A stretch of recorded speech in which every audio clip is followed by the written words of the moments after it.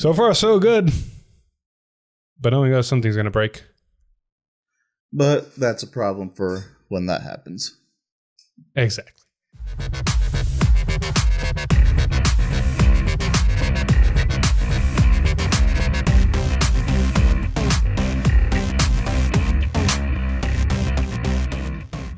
Hey, welcome back everybody to another episode of V-Time, episode 203. We got a kicker of an episode for you today. Simple, straightforward. We got two more start decks to cover.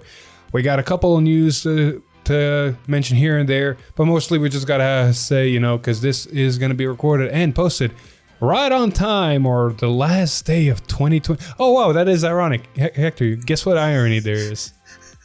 This is going to be in the last 2023. Yep. It's episode 203 in 2023. Oh, wow. That's kind of fitting, actually. I know, right? But without further ado, let's get this show on the road. I don't want another hour and a half long episode because we've been doing those lately, and it's kind of eating at something that I don't want to mention. So let's just go straight into it.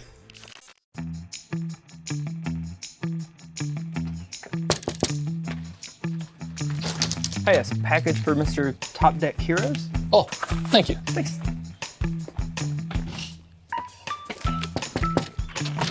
Mr. Top Deck Heroes. Mr. Top Deck Heroes, package. Man, another one? What is with this guy? Mr. Top Deck Heroes. Again. Oh, Melody again. Mr. Top Deck Heroes, your package. Oh, God, thank you, that was heavy. What's in that one? Oh, trading cards. Cards. Was every one of them cards? Yeah. How can you afford that? Oh, that's interesting you say that. I got it from the voice pit. Secret. Man, these people are crazy. It's no secret. 50 cards. Use code TDHeroes for a discount. Starting us off, we are actually going to kick it off with some Keter start decks. Now, that's the fourth start deck we got to reveal. We've already seen Dragon Empire, Dark States, and Brentgate. And now we get to see Keter, and Hector, you're fully excited, aren't you? For this one, I am. It's a little different than what I expected it to be. I expected it to be something else. It's changing playstyles, but I'm not mad at it. I'm okay with this. I can live with it. So, where are we going to start? We're starting off with the starter called Wings of Aspiration Sarell. I like the name. And it's just a normal starter. It's just you go in second, you draw a card and everything. And it's actually really nice. It's a grade 0. It is an angel looking dude. So I really am going with this nice whole theme of it is going to be angels everywhere.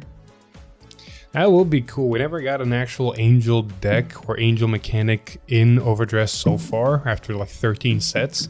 So potentially seeing something of that sort upcoming might be cool. Which is interesting because once we get to the main boss, what you think angels would do are actually going to be doing it now versus what they used to do back then in G. True. Anyway, let's just move on forward and talk about the grade 1. What is it? Celtic Guardian. For a second there, I actually believed you. You've seen the meme. But his name, his name is Caring Sage. Which I'm not gonna lie, it does look like a fucking anyways. The grade 1, the ride line. When this unit is rode upon by Knight of Calming Silence, Swift Helm, reveal the top card of your deck. If that card is a grade 2 or less normal unit, you may call it to rear guard. So, that's the first part of the effect. The second part is if you did not call a card, put that reveal card into your hand. And if you put it into your hand, choose a card from your hand, discard it. And then continuous rear guard during your turn if you have a grade 3 or greater Vanguard with Sarell, which is a grade 3, and its card name, this unit gets plus 5k. So, a little bit different from like everything else. It's not as bad as the Bastion one, because you can look either or. If you use the Bastion one and then you have to call a trigger, well then you call it a trigger. At least this one goes into your hand and you can discard something that you need to set up. And what was that? Oh, that's here. But if so, that at least you can set up and you have shield value in your hand versus it just going on the field and not doing shit. Exactly. So Go on. I was gonna say, like, I do like that it's, shield value in hand. It's, not something this. So at least it's something. It's very nice something. So we already know from the previous VTAM, and it's not going to change anything going forward, that some of the cards we're going to see for the start deck are going to be very much carbon copies of other cards we've already covered. Like, we're not really going to get 2 cards that work off of ditching for ride line. We know they're going to get a card that energy blast draws, yada yada yada, and we know the ride line is going to gain 5k for the grade 1 like this one did, and the grade 2 ride line is going to be a 15k interceptor or guard from hand and so forth and so forth. So the unique abilities show here. I do like, if we just talk in a vacuum right now, in those start deck cards that we're going to mention, this card's effect, if you do manage to add a card to your hand because it's not either a normal unit or a grade 2 or less normal unit, so it had a trigger or grade 3, so if it, or blitz order. So if it goes to your hand, you have to discard. You're doing all this still in the right phase. So if you discard with his effect a card, the grade 1 or the grade 2, you still get to activate them, which means if you see 2 of them in that one turn, you can activate 2 of them. Which is actually pretty fun. Which this will happen when you're going, when you're already riding up to grade 2 anyways. So you have the Soul Blast necessary for the that one effect, Soul Blast and Draw. Exactly. And if you see 2 of the grade 1, oh look, I saw a trigger on top, perfect. 2 free units on the board. Which isn't anyway, bad. moving forward, talking about the grade 2 ride line, we do have a knight for this one, not an angel, and it's Knight of Calming Silence Swift Helm. She's a grade 2 for the ride line per usual, and one of her effects we already know, but the second one, the first effect is actually the one we are very interested in. And it goes auto. When this unit is rode upon by a grade 3 card with Sarell in its card name, choose up to 1 grade 3 or less card from hand, call it to rearguard, and if you call the card, draw a card. And then of course continuous guardian circle if you have a grade 3 or greater Vanguard with Sarell in its card name, this unit gets 10k shield. Sarell. It's an angel name. It's like Raphael. It's like Raziel. Yeah, like it rolls off the tongue L's. easily for me. It's just like Sarell. See, I think you're adding an S somewhere. Sarell. Sarell. No, there's an S. Sarell. Because the I'm gonna last get part, B. I'm gonna get the last part is, yeah, exactly. So the last part is Sarell. So it needs to be Sarell, which means the first part is Sarell. It's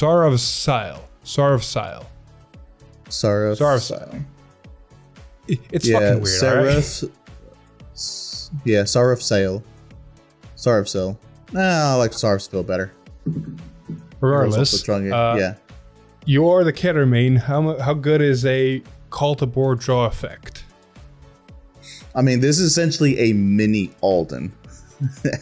in a way, it's a built-in mini Alden, which if you are fine, most of the time you're fine. You have something to call. You're going to be calling anyways, so that's a no-brainer. So if you have something that you're going to want to be calling, that's perfect.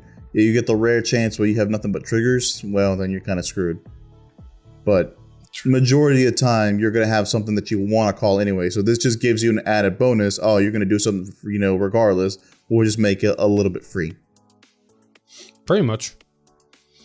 Overall, simple, straightforward, not bad. Now we're actually going to talk about and read the main boss unit of this start deck.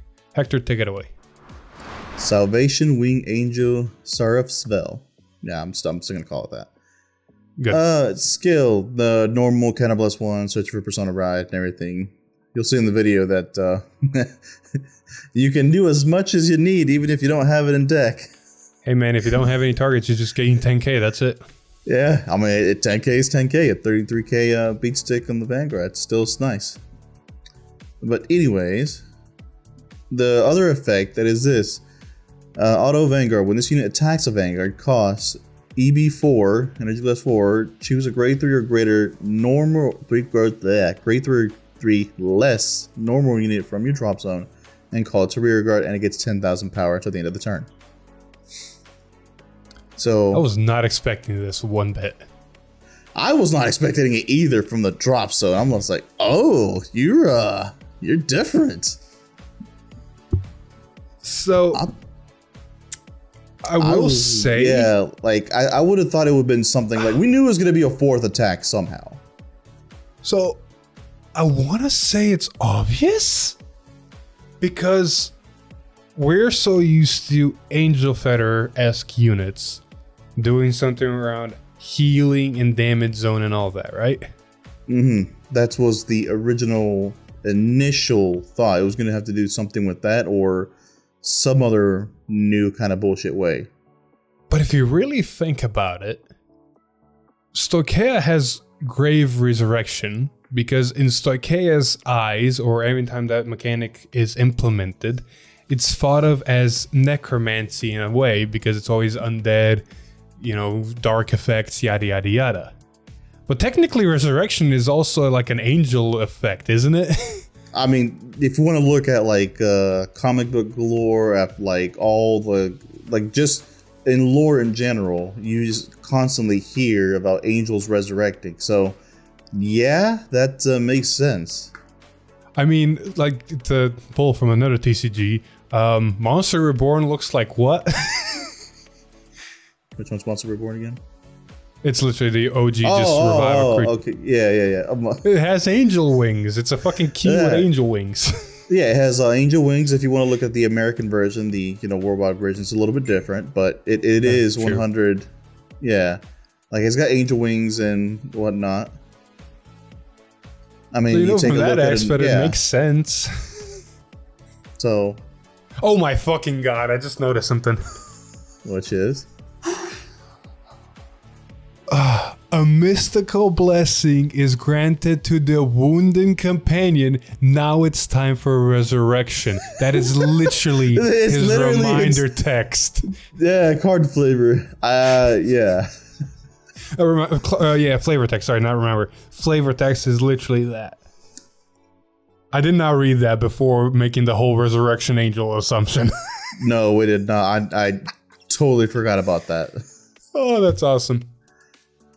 I mean, all right, enough of that bullshit. Effect-wise, good, bad, simple, straightforward. It's straightforward. It's a 4th attack. That's simple, straightforward. It's something that I don't have to call from hand, or it doesn't deck thin. I mean, I get it, but like it's something you set up. You have to figure out a new playstyle now. So this is very similar to the Dark States one. The only difference is the Dark States one calls from soul instead of drop like this one. So for the Dark States one, you have to always make sure you have cards in soul to call, where for this, it's like, oh, you killed it? All right, I'll just bring it back next turn. So it's not that drastic, and it's a lot easier to do, I guess. Which, in the video, spoiler alert, Lon figures out really quickly, you know, it doesn't matter if you kill, I'm gonna bring it back. Exactly. So speaking of which, of cards, of the support cards, all of the start decks are always going to get the same 3 cards of support. 2 cards that get ditched, 1 card that's a booster, and a specific card that actually does help the main mechanic, the Vanguard. And that specific card in our case for this Vanguard is Resurgent Dragon. Most blaster fucking unit I've ever seen. Mostly Shadow Blaster, you know, Shadow Paladin looking guy, because Jesus. That is just one nice looking dude, I'm not gonna lie. Exactly. And his effect is also very nice and complements the Vanguard because it goes auto when this unit is placed on rigor from drop. If your Vanguard is grade 3 or greater, this unit gets power 10k until the end of turn, making it effectively a 30k when it's resurrected by the Vanguard, 40k if you Persona Road. Mm-hmm. And that does come in handy. It really fucking does. It just put a booster behind it. You're already hitting just magic numbers right there. Mm-hmm. Or in those cases when you don't have a booster, that's still a pretty big thing on its own. See, I'm slowly starting to get pissed because Dragon Empire get a card that say, oh yeah, when something's retired, gain 10k. Brengate get a card that say when it's restood, gain 10k. Keter gets a card that says when it's called from drop, give it 10k. And then Darkseid's over here going, oh, my special unit doesn't gain 10k. My special unit just says Counterblast 1. Counterblast 1. Put another front row rigger in the soul and draw a card. Where's my extra 10k? Because some bullshit will probably happen and you can do it too much. Because they know, like, There's plenty of other decks in Dark States, like Pale Moon specifically, that do some kind of bullshit. If they call out, they're going to get extra power. So they want to break it too soon. Valid. Anyway, moving forward though, we do need to still talk about the other cards. Hector, what are the other things that we basically know everybody's getting? Cool. So grade 2 card called Tolerance Wizard. Using this card from your hand during your right phase, cost +2 and draw a card. Very simple, straightforward. Mm-hmm. And the same thing you said for the grade 1. That's simple, straightforward. Medical Shot Angel. Auto when this card is discarded from hand during your right phase, you may call this card to rearguard as rest. Everybody's getting these, so it's like, yeah, we already know these effects. However, there is another card that we're going to talk about that we know it's full effect technically, but it has a condition. So the card in question is, boost, yada, yada, yada. But for Dragon Empire, it counted the amount of units your opponent had. For Dark States, it was if he had 5 cards in soul or more. For Brengate, it was 3rd attack or more. Hector, for Keter, what is the condition for your grade 1? Oh, for this one, as long as... well, what's the name first and then the card? The name is called Noble of Glittering Staff, Sia. It's grade 1. And then auto rearguard when this unit boosts. If you have 4 or more units, cost counter blast 1, energy blast 2, draw a card, and this unit gets +5k until the end of that battle. Battle. Oh, interesting. Yeah, turn. Which would have been nice, but you gotta have 4 more units, which isn't bad. That's actually pretty easy to do. I mean, with her existing on board and your Vanguard just being your Vanguard, you just need 2 more units, which means just using the Vanguard's ability, you're already just 1 unit shy, which getting 1 more unit on board is not hard. Mm-hmm. It really isn't. It just really isn't. But it's nice to see, because these grade 1s are kind of showcasing or alluding to what the nation's main gimmick or still main gimmicks are going to be.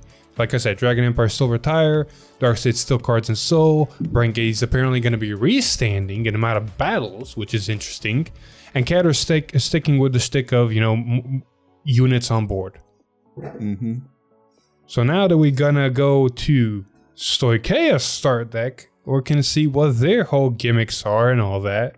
And we're gonna start ourselves off with no starter, sadly, because for Stoicheia and Dark States, for some fucking reason, the starters are in set 2. So they never actually show us their name or anything like that, so we'll save that for later. But we're gonna jump straight into the grade 1, and that is Seeking Fairy Strawbella. Her unique ability, other than the one we already know, is auto. When this unit is rode upon by a Variety Feast Dragon, draw 2 cards, choose 2 cards from your hand, and discard them. And then, of course, the second ability of Continuous Rigor. During your turn, if you have a grade 3 or greater Vanguard with Christianos in its card name, this unit gets 5k power. So, Hector, other than being a technically worse Rancor chain, what does the first effect tell you that we technically already talked about? It tells me that we're going to be doing a lot more with the graveyard once again, or the drop zone. Pretty much. Draw 2, then ditch 2, doesn't matter what it is. Like, you're setting up. You're 100% setting up. I mean, not only that, this is all still happening during the right phase. Mm-hmm. Oh yeah, that part too. Yeah, Magical Christmas Land. Let's say we have 3 of the grade 1 that say call to board as a rest when discarded for during. Actually, I do need to correct myself there. When this card is discarded from hand during your right phase. Yeah, it's just during your right phase. So Magical Christmas Man. Let's say we have 3 of those. Ditch 1 to ride. Grade 2, so call to rearguard, and then draw 2, ditch 2 more, call 2 more to rearguard. It works. I mean, yeah, you gotta see those cards, but still. Yeah, which realistically, how many these cards will people actually run? Considering the whatchamacallit, the grade 2 cycle cards, they're still gonna work. Oh yeah. Oh fuck it. I don't know how much soul you're gonna have. Oh, you're gonna have 2 soul, but still, just ditching 2 cards and just soul blasting 2 and drawing 2 and putting 2 cards back to bottom of the deck is like, oh, look at my hand that just fucking grew. Oh god, imagine. Oh god, yeah, dun dun dun dun. Yeah, this is gonna be stupid. Boost, okay, if they discard both the whatchamacallem, the grade 2 cycles. Yep. All right, moving forward though, it can only be ridden by a specific grade 2 to activate that ability. So what is that specific grade 2? Something that shouldn't exist for some fucking reason. The artwork is weird. Valid. It's called Variety Feast Dragon. It's like, it looks like it's eating a cherry tomato for some freaking reason. It looks like it's eating something, but it also has a banana head and it's carrying a lot more fruit. So it's a weird art. You said it perfectly. Like, if you look at it, okay, yeah, we'll talk about that for a second. But like, its skill is when this unit is ruled upon by grade 3 by Cristianos, which sad about that. I want to talk about that. And its card name: choose a grade 1 or less card from your drop zone, and you may call it to rear guard. So that's the nice little effect of you get something back. So you set up anyways with the first one, and then you get something back. Which is interesting that it's a grade 1. I guess it wants you to call boosters potentially. True, but why specifically grade 1? So you wouldn't make it busted because we're going to talk about the Vanguard? That's fair. That's fair. It's overall just a simple effect. It's like, get a free unit on board. It's literally just get a free unit on board. It's like the Keter ride line. Instead of just calling a card from hand and drawing, you just get a free unit on board. Just nice little free Charizard looking thing. If Charizard was some kind of fairy pixie dragon thing. With fruit for head. Yep. Well, speaking of getting free shit, in a sense, from your drop, we got to talk about Marine General of the Great Sea, Cristianos. So Mr. Ronaldo here is very interesting because he's got the normal effect of Act Vanguard once per turn cost, cannibals on search your deck for up to 1 copy of the same card name, add it to hand, shuffle the deck, gain 10k power, yada yada yada. However, he's our first Vanguard from the start decks that goes Act Vanguard once per turn, Energy Blast 4. Discard the top 2 cards of your deck. Choose up to 2 grade 3 or less unit cards from your drop and call them to rear guard. So instead of being an unattacked ability, he's an Act Energy Blast 4 ability. Is the Dragon Empire one not an act ability? No, the Dragon Empire one is on attack, retire 5k crit. Okay, that's right. Pretty sure. Otherwise, someone would have probably called us out. We did a whole video on it. We did 3 games. Someone would have called us out on misplaying that badly in that video. And yes, it is an on attack thing. Fuck, I just checked. Why are you making me paranoid, man? Like, because this one and the Dragon Empire are the only ones that are not 4 attacks right off the bat. So I was like, oh, considering this one's an activated like this, maybe it is like Dragon Empire is also the same way. But no, you're right, it is on attack. But this one's just straight act. Which when you first read it, you were like, dude, this is the strongest one. Yeah, and like because I thought it was on attack. 5 attacks, man. Yeah, I know, which should have been what it should have been in the first place, considering we haven't read the second skill. Wait a minute. I want to talk about this card more, but I feel like we need to talk about the next card to give context more. Because I feel like once we talk about this next card, then we can talk about the whole thing as a whole. Right? Yeah. So this is the next card we're talking about is Battle Siren Fantia. And it's a grade 2, and its ability is auto. When this unit is placed on rear guard from drop, if you have a grade 3 or greater Vanguard with Cristianos in this card name, this unit gets plus 10k until the end of the turn. So that automatically tells you something what it needs to be. Plus it's a mermaid. It's Aquaforce looking thing. It's very on theme with Cristianos. However, Cristianos' effect is where it throws us for an entire loop. Because we're so used to Marine generals doing multi-attack.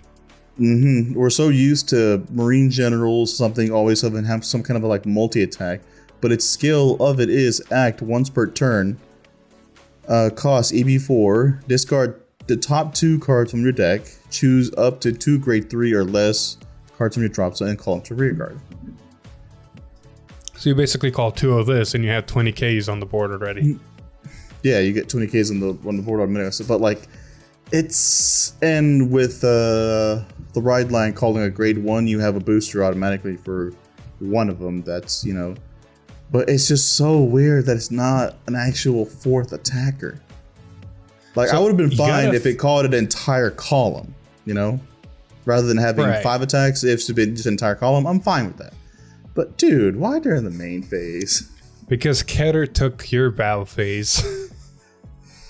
I mean, so does, what's it called? The Brentgate one restands during the middle of the battle phase. You know, restanding is not something Brentgate normally does. It usually creates a whole new unit besides Vanguard. That's the only one that restands per se. So why do they get the restanding? Well, technically there's Bat, but we can't really count Bat. Yeah, Bat doesn't count. But like, yeah, Vanguard is the Vanguard itself. You know, that's the only one that restands. But like every other instance of multi-attack and Brentgate is creating a whole new unit. It's either from deck, drop, or whatever say you.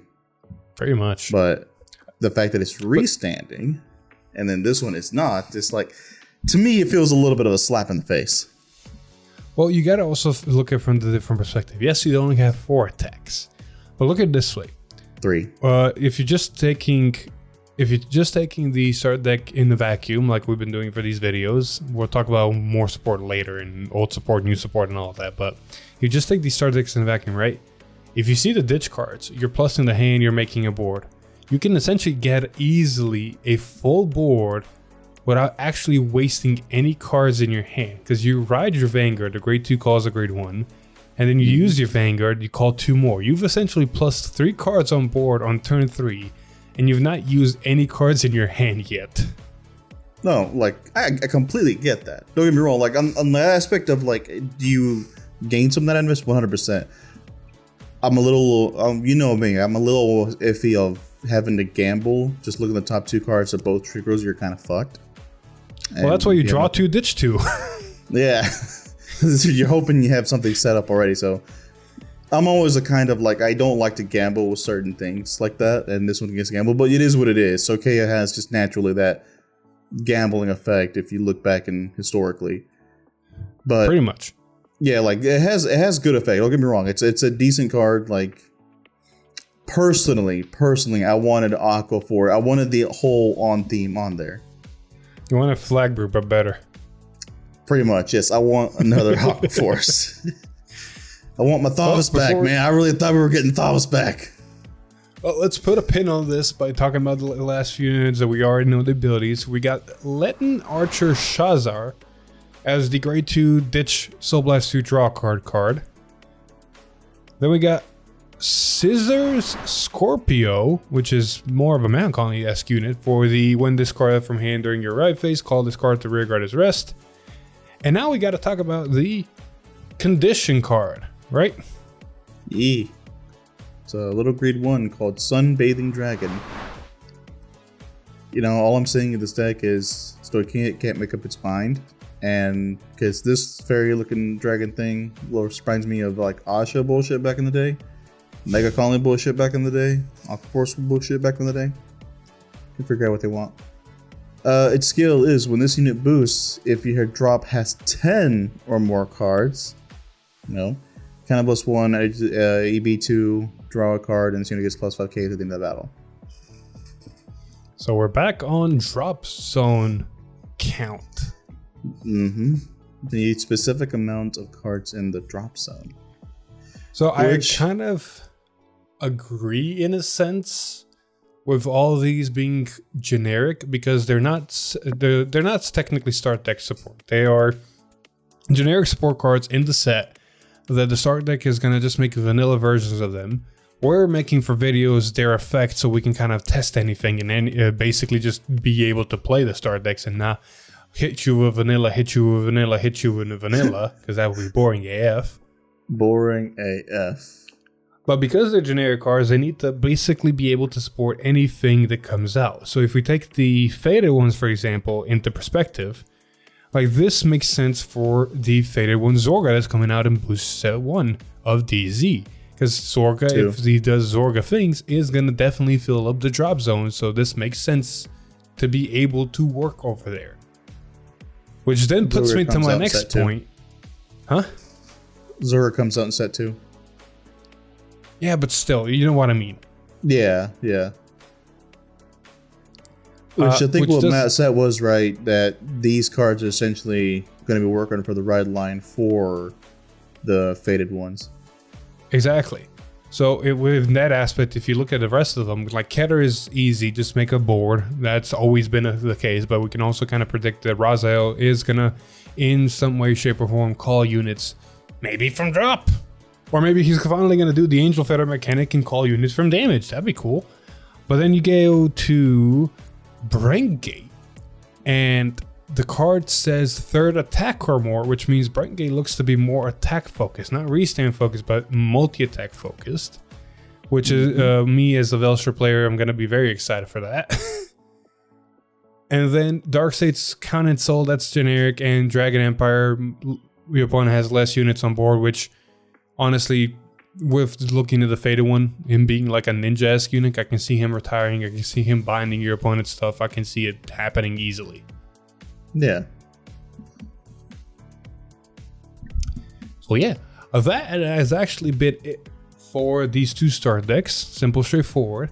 Next week, we will finally be seeing the last of the start decks and the new inclusion to the boost set rotation with the Lyrical start deck.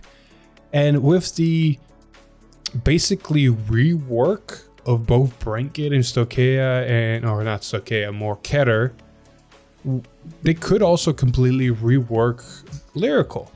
Now I have a prediction it might still be a bounce type deck, so bounce back to hand, call back from hand, do the normal Lyrical stuff, but we'll see in time whenever Tuesday rolls up. However, for next Thursday, people start to get excited. We're finally going to start seeing DZ Booster Set 1 reveals. They will be revealing a generic triple rare, so basically the new Cycle card-esque card inside of Set 1 for Dark States. But they're also going to be revealing a triple rare and a double rare for Dark States for Greedon. Oh, did it say a triple rare and a double rare? A triple rare and a double rare for Greedon. So 2 triple rares and a double rare are going to be showing next Thursday.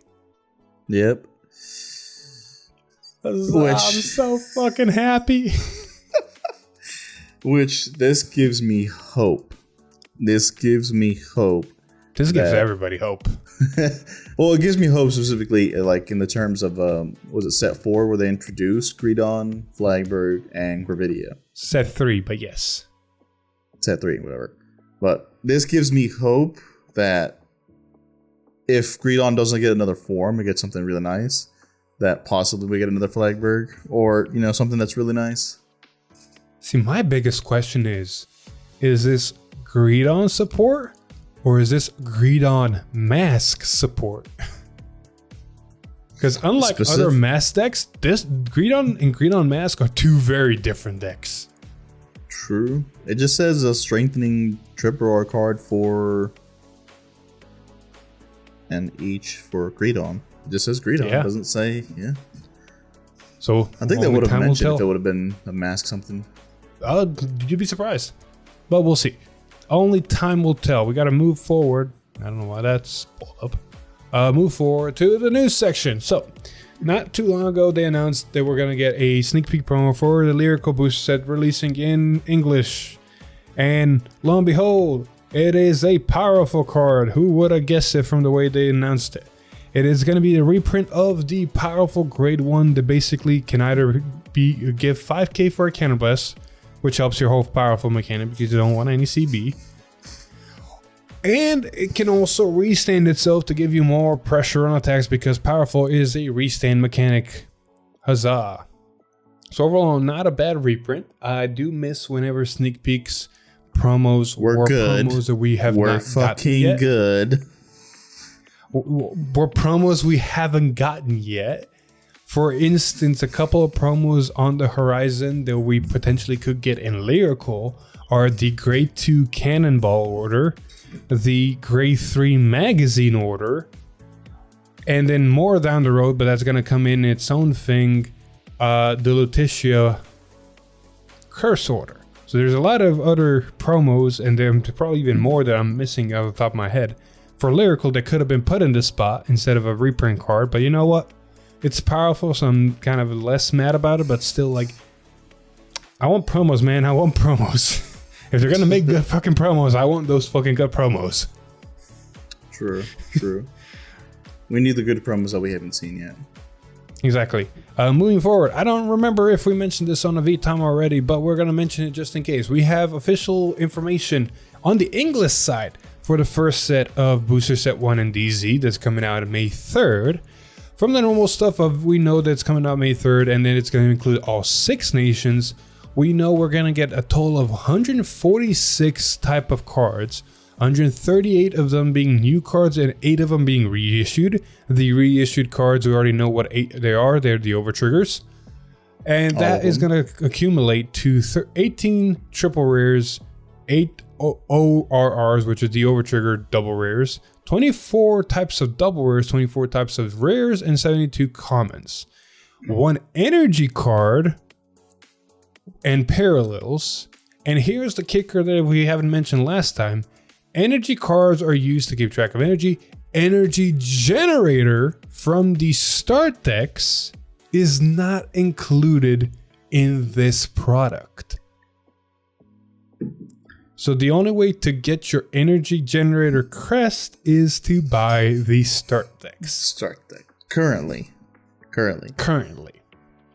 I'm pretty sure in Japan they've already said that they wanted to do some kind of thing where it's showing new players, and so I'm pretty sure they're gonna have like promos for them to kind of give, so they're not forced or start decks, just start decks in general, just to give out. Yeah, they're forced to give them something like Well, considering in Japan they're going to be much cheaper than they're going to be for us.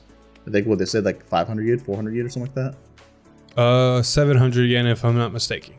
Yeah, so ours are going to be close to $20, unfortunately, because unlike Japan, our star decks are also going to be including sleeves. Yeah, so they're not going to touch on the whole controversy of that, but they're going to make something. I was going to open up that can of worms, but sure, let's not. I don't want to. Yeah. Like, everybody has their own opinions, so everybody goes like that. We are more of the try to stay out of the drama unless we really like it. Oh, trust me, I'm going to have a whole different thing for drama.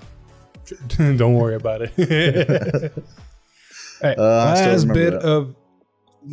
bit of news to cover real quick before we end this episode here, and that is the fact that recently not Maury P. Wow, that's completely wrong. That's a name we haven't heard in a while. I know, right? I've been in different conversations where that name popped up again. No. I am talking about, if I'm not mistaken, Kidani, our main Bushiroad representative person, the man running the show, yada yada, was recently on a podcast interview for Weiss, which was really cool. And in that interview, he mentioned that the upcoming product presentation for Bushiroad will be apparently 6 hours long. This product presentation, as per usual, is all encompassing for Bushiroad, so it's not Vanguard's exclusive. But as you can see from the image, Vanguard is going to be part of it, and we will be there to cover it, at least that beginning part. We're not going to be sticking for the whole 6 hours because they're going to be mentioning their other projects, from wrestling to Bang Dream to anything and everything else they work on. But we are mostly interested in the TCG section, the Vanguard section, to see if they give us any information, be it Booster Set 2, be it more Stride Deck sets, be it anything or anything. The one thing that they are going to show is, I believe, the first full episode, or a clip of the first episode, something like that. I believe I heard that as well, which will be cool. be it either first full episode or clip, is still going to be cool. We actually get to see a little bit of the units, get to see a little bit of the characters, get to see a little bit of the story. Mm-hmm. And perhaps, it won't be Aichi 2.0 all over again with the little bitch ass. And all right, I will say one thing.